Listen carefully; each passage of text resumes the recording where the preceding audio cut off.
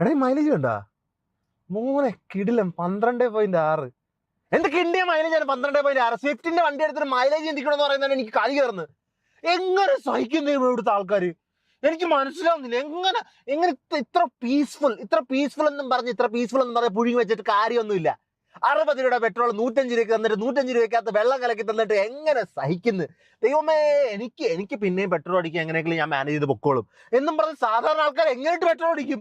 3000-4000 രൂപയ്ക്ക് പിന്നെ പെട്രോൾ അടിച്ചോണ്ടിരിക്കുക 3-4 ദിവസം കൂടുമ്പോൾ. എനിക്ക് കൊള്ളുന്നുണ്ട് തന്നെ ഞാൻ പറയുന്നത്. ഇത് കിണ്ടിയ പരിപാടിയാണ്. ഇന്തോനേഷ്യയിലൊക്കെ നോക്കണം. അവിടെ പാർലമെന്റിനകത്ത് അവരെന്തൊക്കെ അവരുടെ അലവൻസിന്റെ ഹൗസിംഗ് എന്തിനാ ബഡ്ജറ്റ് കൂട്ടിയതിന് അപ്പൊ പ്രൊട്ടസ്റ്റ് നടന്ന് അപ്പൊ ഇത് നടന്ന് അവര് പറഞ്ഞ് നടക്കില്ലെന്ന്.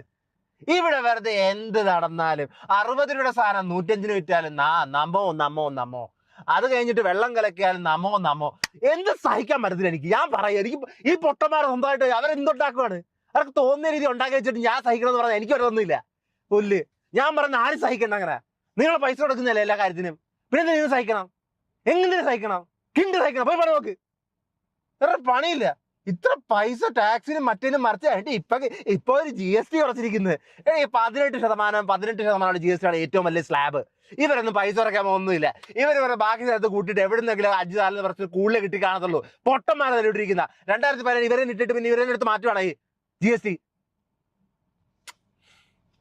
എന്തിന് സഹിക്കുന്നു? എങ്ങനെ സഹിക്കാൻ പറ്റുന്നു? എന്നെ കൊണ്ട് പറ്റുന്നില്ല. അതുകൊണ്ട് തന്നെയാ പറയുന്നത്. അങ്ങനെ ഉണ്ടാക്കി ഇൻകം ടാക്സ് കൊടുത്തിട്ട് എനിക്ക് ഈ പെട്രോളിൽ 60-70 രൂപ കൊടുക്കാൻ താല്പര്യമില്ല.